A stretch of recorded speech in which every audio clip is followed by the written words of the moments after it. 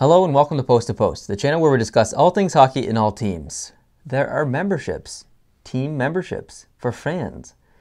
Montreal Canadiens has one. It's called Club 1909. There are other teams and leagues around the world with memberships.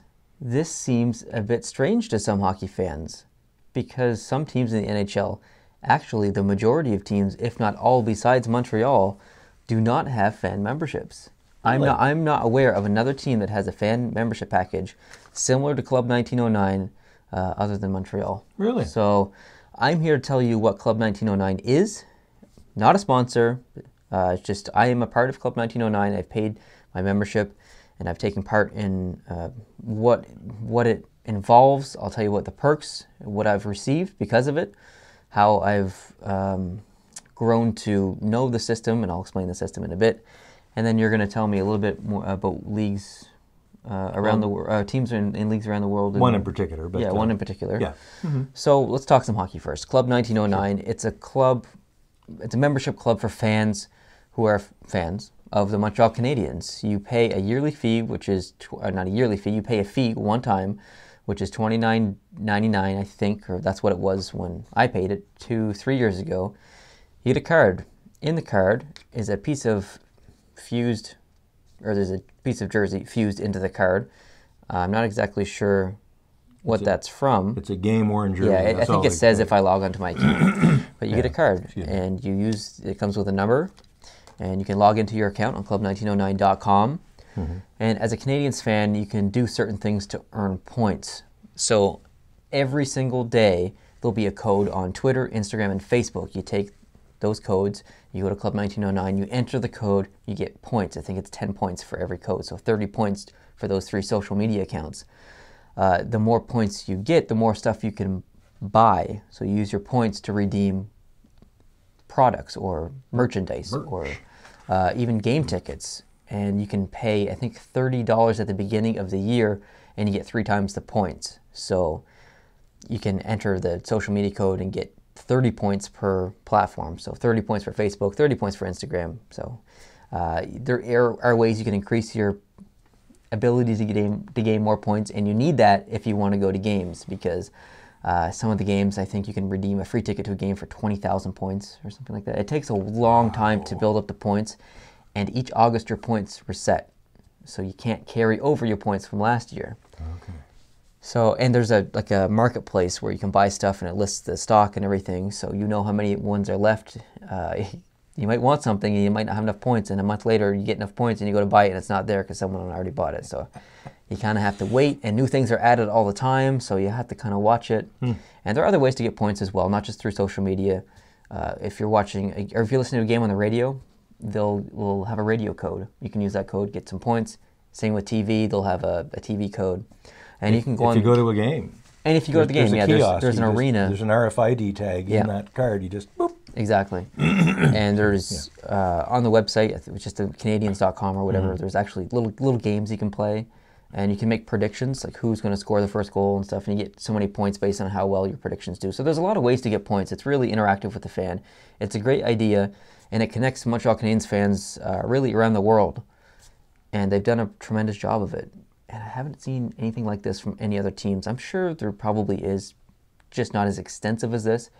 Montreal Canadiens have one of the broadest fan bases in the world. Oh, yeah. They're all over the place, in Australia, London, everywhere. So I wanted to show you guys what I redeemed this year. I think I had around 8,000 points. Okay. I wasn't very consistent. I missed days and I forgot about it for a while, but this is one of the things that I redeemed. It's a piece of Carey Price's net. So it came on this really hard plastic piece with a picture of Carey Price and then the actual piece of mesh from the net, which is pretty cool. And that's not any net. That's the net, or one of the 2 nets he defended while setting the record for most wins as a Montreal goalie in 43 wins in April of 2015 or 16? April 9th, 2015. It's 43 wins. So this is a pretty important piece of the net from an important year. So. Very pleased to have this. That's nice. One of my prized possessions now. 3 of the other things that I got were these little banners. And I got a Patrick Waugh one, I got a Larry Robinson one, and a Jean Beliveau one, I believe you have. So they're just little banners. I mean, they're not they're not amazing, but they are like pretty high quality. They're The nice. stitching is Yeah. really Stitching's nice. is really nice. Yeah, Yeah. they're tremendous. So they're just a little something that you'd hang up on a wall, which I will do. I love them. I'm very happy that I got those, and Cool. I paid $29 3 years ago. I can't remember what I redeemed last year. I didn't have a lot of points. It was like a hockey card or something. It wasn't nothing special. I would say that I got my money back 100% already, and I don't have to pay that fee every year. It's good for life. So anything beyond now is a pretty good deal. It just takes my time to get the stuff. So I'm pretty happy with Club 1909. Yeah. They do a really great job. I signed up. I guess maybe if I didn't get the card, but I signed because you can have a no card option where you sign up for free. Yep. And I got an identity thing in an app that has a barcode on it or something. And Right. I can do the same thing. I can redeem. I got a few hundred points a couple of years ago. But I found maybe it's fixed now, but the Android app was a bit wonky for me. It didn't work well. 2 years ago, their website itself was pretty crap. I will admit that I gave up. It is better now. Is it? Yeah, and I should mention when you get a membership, or at least when you get the card membership, they put your name actually under the ice at the arena in Montreal, and they show you where your name is. And my name last year was in Carey Price's crease, which is pretty cool. So I was happy about that. And it's there for the That's cool. It was there for the whole year. That's cool. And the year before that, it was right on center dot. So I've been really lucky with my name placement the last 2 years. So, yeah, if you're a Canadiens fan and you're not aware of Club 1909, I highly recommend it. Again, not a sponsor, just appreciate what they do. So I've noticed on just watching games, like if I'm watching, like a locally broadcasted game, let's say on the French channel, yep. they'll have projected where the fake ads usually are behind the goalie net. They'll have the Club 1909 word of the night. It might be coach or entraîneur or something like that. Yeah. And you log onto the site, you type that word in within a certain amount of time. I don't think you have a whole lot of time to do it, do you? You have until midnight. Okay. I believe it. And then you Midnight enter. Eastern. It accepts that, and then it chugs out your 10 points for you. Yep. And that's kind of cool. And they're pretty good with it too. Like the codes, if they're playing, I don't know, if they're playing San Jose, one of the codes will be Thornton. Yeah. Like they'll appreciate other teams in their codes. good. It's not all Montreal Canadiens stuff, so they're pretty good about that. That's cool. Yeah. So I guess the question is, if you're a fan of any other team and they do have a membership, I'd like to hear about it because I don't know about it. So let me know in the comments below. And like I said, there are some teams around the world in other leagues that kind of do the same thing in a different way, and I don't know much about it. You do. And this was actually a topic suggested by one of our Patreon members. So he, I guess, sponsors this video. So can you tell me a little bit about... Well, I guess it leads to the broader question, whether this type of interaction with fans that you've described, which I actually knew a lot less about it than I thought. Your description just now has clued me into at least the more recent developments in Club 1909. Right. Is that what you want? Is that where you want to go compared to what some other teams and leagues are doing? And the one in particular that I'm familiar with is Manchester United, who play in the British Premier League, in the Barclays Premier League in England. And I have a very good friend of mine and a former colleague of mine who is a member of Manchester United. Now, he's not a member of the fan club or a supporter of a group of fans. He's a member of the club, Manchester United Football Club. That's how they, I think, dole out their memberships. You actually belong to the club, just like a player would belong to the club, I guess. That's cool. And so you get an ID card. The ID card gives you half price off admission to the museum. You get a percentage off from the concessions, and so, the restaurant is 10% off. You get free admission to the junior games. So like Manchester United, the under 21 age group of up and coming soccer players that belong to Manchester United, that's their property. Yeah. They play the junior game. I don't know if they play it right at Old Trafford. They probably do, which is their main field. But if you're a Manchester United Football Club member, you get admission to those games for free. So, in the Club 1909 world, you'd be able to go up and see the Montreal Rocket or whatever in Laval and just flash that card and get in for free. That's a good idea. Yeah, that would be a neat idthat if that happened. I'm sure there are other perks that come. I know I missed some, but that would be cool. The other thing I'd like to see is what Man U does, and I think they partner with other clubs. And Montreal could partner with other teams where in a market like Montreal where tickets are really hard to get. Yeah. There's not really a matter of walking up to the box office on game day and getting tickets. You know, it's not that easy. It is in Toronto, which we found last season, but it's not really that easy in Montreal. You probably have to go out, stand outside Windsor Station and wink at someone, and then they, you know, come on back behind the pillar here where no one can see us, and then you buy your tickets that way. I've done it, but I've gotten in, you know. Yeah. So, you know, there are ways.